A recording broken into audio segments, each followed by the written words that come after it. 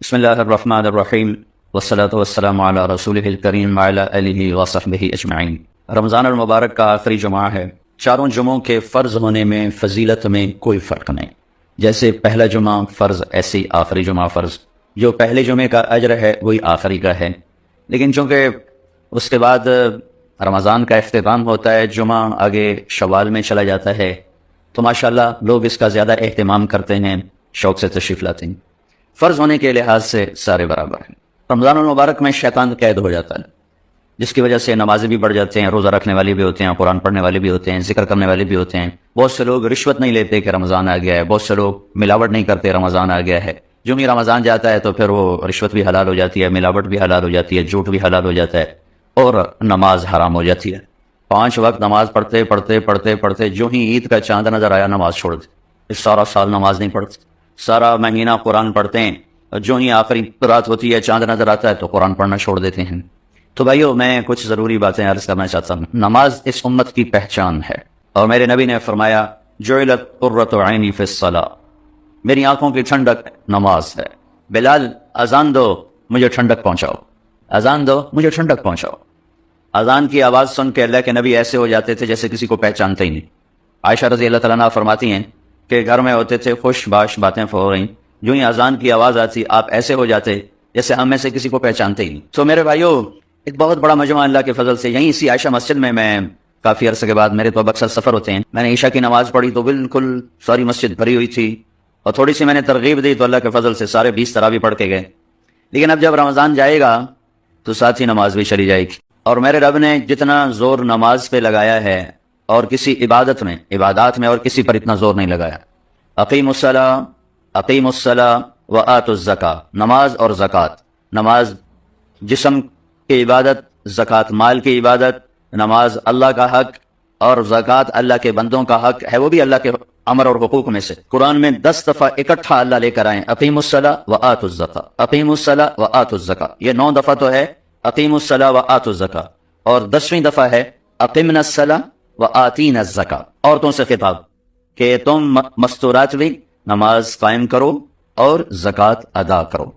یہ 2 فرائض اللہ تعالیٰ نے اکٹھے ایک بریکٹ میں 10 دفعہ قرآن میں ذکر فرمائے ہیں، اور ویسے کچھ 700 دفعہ نماز کا ذکر آتا ہے مختلف صیغوں کے ساتھ۔ قوموا للہ قانتین، یہاں نماز کا لفظ تو کوئی نہیں ہے، لیکن یہاں نماز ہی مراد ہے۔ وارکعوا مع الراکعین، لفظ صلاۃ نہیں ہے لیکن نماز ہی مراد ہے۔ واسجد، یہ نماز ہی مراد ہے۔ تو الخاشعین والخاشعات، القانتین والقانتات، یہاں بھی نماز ہی مراد ہے۔ تتجافى جنوبهم عن المضاجع يدعون ربهم خوفا وطمعا، یہاں بھی نماز ہی مراد ہے۔ تو لفظ صلاۃ، الصلاۃ، یہ تو کوئی 67 دفعہ قرآن میں آیا ہے، لیکن نماز کا تذکرہ صراحتاً، اشارتاً، کنایتاً کوئی 700 دفعہ قرآن میں موجود ہے۔ اتنا تکرار کسی کا بھی نہیں، کسی بندگی کا نہیں۔ اور میرے نبی جب دنیا سے تشریف لے جا رہے تھے، اور جاتے ہوئے ہر آدمی اپنے اندر کی بات کہہ کے جاتا ہے، اور اپنی ساری محنت کا خلاصہ، میرے والد صاحب میری گود میں انتقال ہوا تو چند باتیں انہوں نے فرمائی جو ان کی زندگی کا نچوڑ تھیں، تو جو مجھے یاد کرنے کی ضرورت نہیں کہ وہ نقش ہو گئیں، لکھنے کی ضرورت نہیں کہ کہیں بعد میں بھول نہ جاؤں، وہ نقش ہو گئیں کہ جاتا ہوا آدمی کبھی خیانت نہیں کرتا، وہ ہمدردی کے ساتھ کہتا ہے، اور اپنی آخری درجے کی ہمدردی اس کے اندر ہوتی ہے۔ اس لیے نصیحت اور وصیت مرنے والا، کہ وہ بھی نصیحت ہوتی ہے، مرنے والا وصیت اور زندہ نصیحت دونوں ایک چیز ہیں، لیکن جو درد اور جو خلوص مرنے والے کے دل میں ہوتا ہے وہ زندہ کے دل میں نہیں ہوتا۔ آپ دنیا سے تشریف لے جا رہے ہیں، آج آخری دن ہے، 12 ربیع الاول ہے، 7 جون ہے، 11 ہجری ہے، 633 عیسوی ہے، گرم دوپہر ہے جون کی، اور جبریل آ کے عرض کرتے ہیں کہ یا رسول اللہ، موت کا فرشتہ دروازے پر ہے، اندر آنے کی اجازت چاہتے۔ تو آپ نے فرمایا آ جائیں۔ آپ کی اجازت سے اندر آئے اور آ کر کہا السلام علیکم یا رسول اللہ۔ پھر کہا یا رسول اللہ، میں نے آج تک کسی کو سلام نہیں کیا، آپ پہلی ہستی ہیں جنہیں میں سلام پیش کر رہا ہوں۔ پھر کہنے لگا یا رسول اللہ، میں آج تک کسی سے پوچھ کے اندر نہیں آیا، آپ پہلی ہستی ہیں، اللہ نے فرمایا تھا بن پوچھے نہ جانا، اور اللہ نے فرمایا تھا آنا چاہیں لے آنا، رہنا چاہیں چھوڑ کے واپس آ جانا۔ عیش ما شئت، میرے حبیب جتنا آپ زندہ رہنا چاہتے ہیں آپ کو اجازت ہے۔ ہاں ایک ضرور ہے، فإنک میت، موت آپ کو آئے گی، اس سے صرف آپ کا اللہ پاک ہے، باقی سب کے لیے موت ہے۔ کل من علیہا فان، کل نفس ذائقۃ الموت، کل شیء ہالک الا وجہ، انک میت وانہم میتون، موت سب کو آتی ہے، صرف اللہ پاک ہے اس۔ تو آپ نے فرمایا اچھا اگر میں تمہیں اجازت دے دوں تو میری جان نکال لو گے؟ کہا جی نکال لوں۔ پھر آپ نے جبریل کو دیکھا، تم کیا کہتے؟ جبریل بولے یا رسول اللہ، اللہ آپ کی ملاقات کے شوق میں ہے۔ اللہ اکبر۔ تو آپ نے فرمایا پہلے واپس جاؤ، اللہ سے پوچھ کے آؤ میرے بعد میری امت کے ساتھ کیا کریں گے۔ مجھے میرے رب کی عزت کی قسم میرے نبی یہ سوال نہ اٹھاتے تو آج پاکستان بندر خنزیروں سے بھرا ہوتا۔ آج عرب کے دیش، عجم کے دیش، ہم سب کوئی انسان نظر آتا، ورنہ ہماری اللہ سے کیا رشتہ داری، اللہ کی ہم سے کیا رشتہ داری۔ بیچ میں ایک ہستی ہیں جنہوں نے اللہ کے ایسے عذابوں کو روک دیا۔ ایک مچھلی کھائی تھی بنو اسرائیل نے اور اللہ تعالیٰ نے بندر بنا دیا۔ عیسیٰ علیہ السلام کے معجزے کو دیکھ کر انکار کیا، اللہ نے خنزیر بنا دیا۔ شراب کے اڈے چلانا، زنا کے اڈے چلانا، جوئے کے اڈے چلانا، ناحق قتل کرنا، ماں باپ کی نافرمانی کرنا، شادی کے باوجود زنا کرنا اور جوا کھیلنا اور جھوٹ بولنا اور ملاوٹ کرنا اور کھوٹ کرنا اور وعدہ خلافی کرنا اور ہیرا پھیری کرنا، یہ سارے وہ گناہ ہیں جو مچھلی کھانے سے کروڑوں گنا بڑے ہیں۔ اس کملی والے پر درود پڑھو جو جاتے ہوئے اولاد کو یاد نہیں کیا، آپ کو یاد کیا۔ قوال فرمایا میری امت کے ساتھ کیا کرو؟ یہ کہتے ہیں حسن حسین کے ساتھ کیا کرو گے جن کو دیکھ رہا ہوں ایک زہر میں تڑپ رہا ہے، ایک کا سر کٹ کے نیزے پہ چڑھ رہا ہے۔ میری اولاد کے ساتھ کیا کرو گے جن کو سر بازار میں ننگے سر دیکھ رہا ہوں؟ ان کے لیے سوال اٹھاتے ہیں، ان کے لیے کیوں نہیں اٹھایا؟ ان کو اللہ کی تقدیر کے سپرد کیا، تمہارے لیے ہاتھ اٹھائے کہ اللہ سے پوچھ کے آؤ میرے بعد میری امت کے ساتھ کیا کرے۔ تو ملک الموت کھڑے رہے، جبریل واپس آئے اور پیغام لائے کہ یا رسول اللہ ہم آپ کی امت کو تنہا نہیں چھوڑیں۔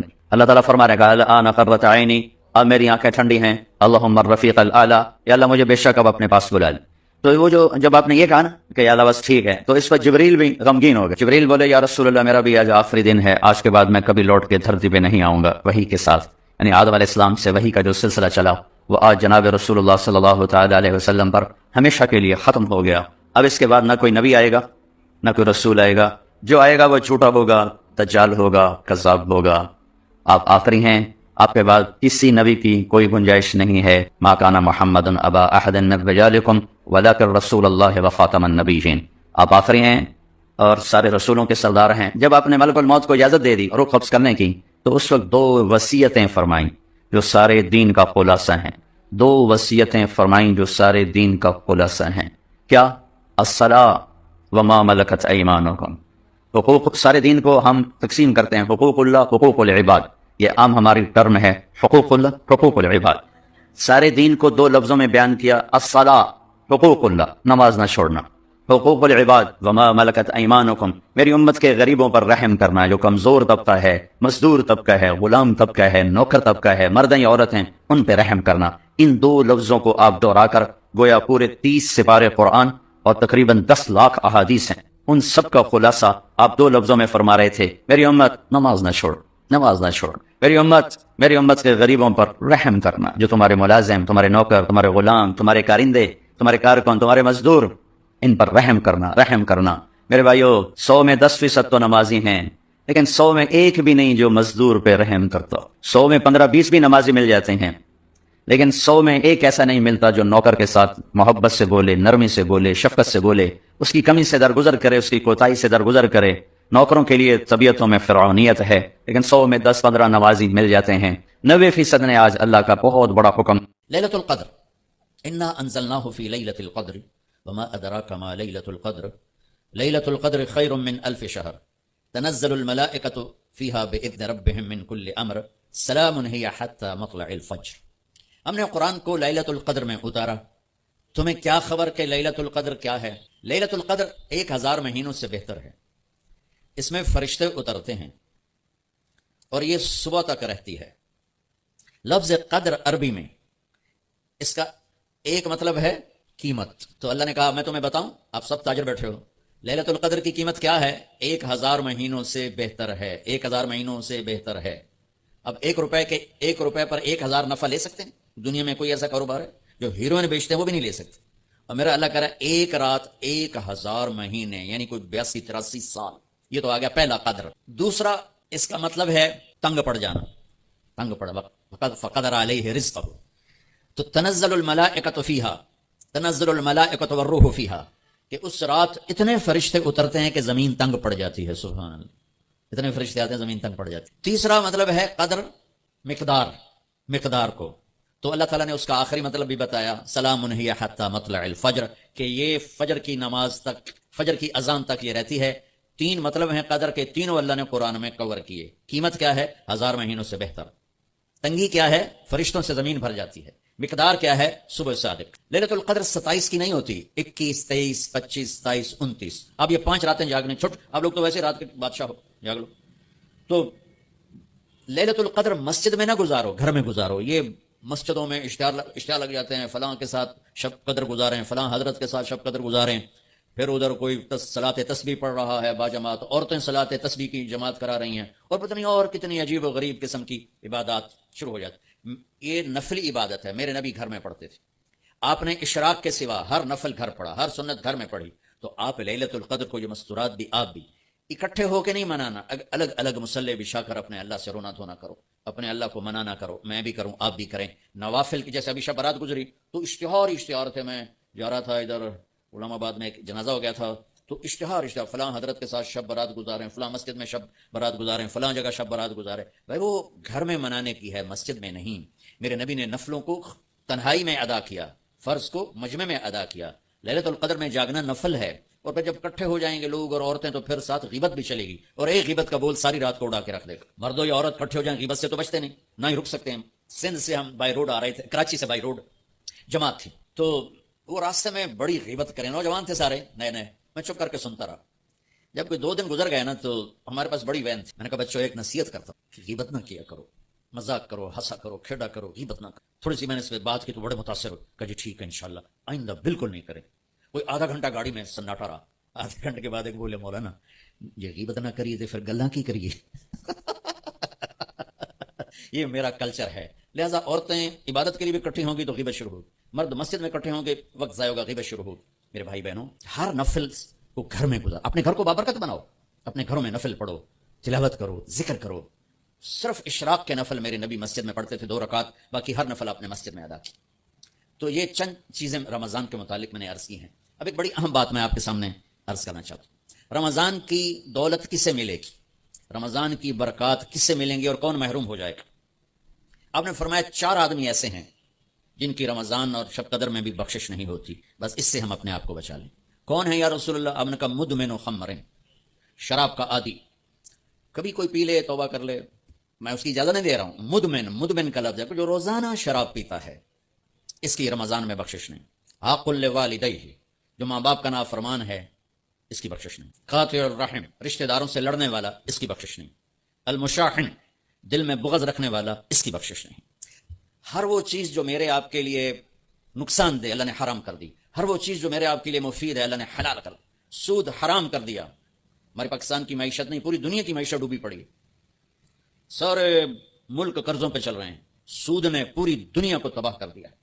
تو میرے اللہ تعالیٰ نے، آپ دیکھتے ہیں میرا اللہ کہتا ہے فَأَذَنُوا بِحَرْبٍ مِّنَ اللَّهِ وَرَسُولِهِ، اگر سود نہیں چھوڑو گے تو میرے اور میرے رسول مل کر تمہارے خلاف جنگ کریں گے. تو ہر وہ چیز جو مضر ہے اللہ اس سے بند، چونکہ سود چند ہاتھوں میں دولت کٹھی کر دیتا ہے اور غریبوں کے چولہے ٹھنڈے ہو جاتے ہیں. یہ اللہ کو ناپسند. جو بھی بھائی پھنسے ہوئے ہیں نکلنے کی نیت کریں اور کوشش کریں، انشاءاللہ چین کی نیند سوئیں گے، چین سے اٹھیں گے. ایک عبد الرحمن بن عوف کے 4 اصول بتا دیتے ہوں. سب تاجر بیٹھے ہو اور صحابہ میں سب سے مالدار ہستی تھے. انہوں نے ایک دن فرمایا میں نے زندگی بھر نہ ادھار خریدا نہ ادھار بیچا. اگرچہ یہ آپ کو آج کے ماحول میں بڑی عجیب بات لگے گی چونکہ ہمارے سارے بازار ادھار پہ چلے گئے ہیں. انہوں نے نہ کبھی ادھار خریدا نہ ادھار بیچا. تو کتنا سکون ہو گیا، آرام سے سو رہے ہیں. اب ہماری تجارت میں ادھار خرید رہے ہیں، ادھار بیچ رہے ہیں، کبھی وہ تنگ کرتا ہے کبھی یہ تنگ کرتا ہے. تو ایک اس موبائل نے تباہی پھیر دی، باقی کا سر اس نے پوری کر. ٹوائلٹ بھی فون سنتے بیٹھے، کبھی سٹاک نہیں کیا مال کو، کبھی سٹاک نہیں کیا. جو ہی نفع ملا فوراً بیچ دیا. تو ادھار خریدا نہیں، ادھار بیچا نہیں. 2 کبھی سٹاک نہیں کیا. 3 اور کبھی سودے کا عیب چھپایا نہیں. اس میں کوئی عیب ہے بتا دیا. آپ اس پہ آ جائیں، آپ کو شروع میں مشکل ہوگی. اس کے ساتھ سچائی اور دیانتداری کو جوڑ دیں. اللہ کی قسم آپ کا سوتر منڈی جانا بھی عبادت بن جائے گا، آپ کا مل میں جانا بھی عبادت بن جائے گا اگر آپ اپنے تجارت کے ساتھ سچائی اور دیانتداری کو لے آتے. تو اللہ نے شراب حرام قرار دی کہ یہ تباہ کر دیتی ہے، ساری برائیوں کی جڑ ہے. تھوڑا سا اوپر دیکھیں قرآن کیا کہتا ہے. اللہ تعالیٰ کہتا ہے یہاں نہ پی، تم مجھ سے قرآن سن. کیا؟ ان الابرار یشربون من کاس کان مزاجها کافورا عینا یشرب بها عباد اللہ یفجرونها تفجیرا یوفون بالنذر ویخافون ویطعمون الطعام على حبه مسکینا ویتیما واسیرا انما نطعمکم لوجه اللہ لا نريد منکم جزاء ولا شکورا انا نخاف من ربنا یوما عبوسا قمطریرا فوقاهم اللہ شر ذلك اليوم ولقاهم نظرة وسرورا وجزاهم بما صبروا جنة وحريرا متكئين فيها على الارائك لا يرون فيها شمسا ولا زمهريرا ودانية عليهم ظلالها وذللت قطوفها تذليلا ويطاف عليهم بآنية من فضة وأكواب كانت قوارير من فضة قدروها تقديرا ويسقون فيها كأسا كان مزاجها زنجبيلا عينا فيها تسمى سلسبيلا ويطوف عليهم ولدان مخلدون إذا رأيتهم حسبتهم لؤلؤا منثورا وإذا رأيت ثم رأيت نعيما وملكا كبيرا عاليهم ثياب سندس خضر واستبرق وحلوا أساور من فضة وسقاهم ربهم شرابا طهورا إن هذا كان لكم جزاء وكان سعيكم مشكورا. یہ سورہ دہر کی 16 آیات ہیں. ان میں اللہ نے صرف ایک نعمت کو ہائی لائٹ کیا ہے، وہ ہے شراب، اور 3 درجے بتائے ہیں کہ جو نیک لوگ ہیں وہ شراب پئیں گے، خود اٹھا کے سراہی اٹھائیں گے، جام میں ڈالیں گے، پئیں گے. بوفے سسٹم، بھائی آپ پہ پاؤ تو آپ پہ کھاؤ. ہیں ان کے بھی نوکر، لیکن اللہ کیٹیگرائز کر رہا ہے کہ جو نچلا درجہ ہے وہ خود اٹھا کے پی رہے ہوں گے، کافوری ہوگی. وَيُسْقَوْنَ فِيهَا كَأْسًا كَانَ مِزَاجُهَا زَنْجَبِيلًا، اس سے جو اوپر والا درجہ ہے انہیں زنجبیل کی شراب پلائی جا رہی ہوگی. پلانے والے کون ہیں؟ ولدان مخلدون، خوبصورت خدام نوکر. پلانے والے کون ہیں؟ یہ تو اتنی مستورات بیٹھی ہیں، جنت کے حوریں، وہاں سوکن پڑا کوئی نہیں ہوگا، خوش رہو. اور میرے نبی نے فرمایا تمہیں پتہ وہ کن ہاتھوں سے تمہیں جام پکڑائیں گی کہ اگر اس کے ہاتھ کی انگلی کا یہ فنگر ٹپ سورج کو دکھا دیں تو سورج نظر نہیں آئے گا. ان ہاتھوں کے ساتھ وہ تمہیں جام پیش کریں گے. ایک وی جیسے آپ سب وی آئی پی بیٹھو نا، باقی ممبر ہی آ سکتے ہیں اور کوئی نہیں آ سکتا، تو یہ وی آئی پی ہو گئے. تو ایک اللہ کی جنت میں وی آئی پی لوگ ہیں. وہاں کیا ہے؟ وَسَقَاهُمْ رَبُّهُمْ شَرَابًا طَهُورًا، اللہ تعالیٰ کہہ رہا ہے وہاں تیرا رب خود تجھے پلائے. تو اللہ نہ کرے کسی میں یہ عادت ہو، ہے تو آنے والا رمضان ہے بھائی، توبہ کر. دوسری جو چیز ہے نا، اس کے لیے جو اللہ نے لفظ استعمال کیا وہ بڑا خوفناک ہے. حق لوالدیہ، اللہ تعالیٰ اپنے بارے میں کہتا ہے من یعص اللہ ورسولہ، جو میرے اور میرے رسول کی نافرمانی کرتا ہے. اور آپ ہوتا ہے ذرا دیکھیے، اس کو میں نے اتنا چیر دیا ہے کہ یہ جڑ نہیں سکتا. دیکھ لیا آپ نے، وہ کوئی بول ہوتا صحیح، یہ اب جڑ نہیں سکتا، کسی اتنا پرزے کر دیا ہے.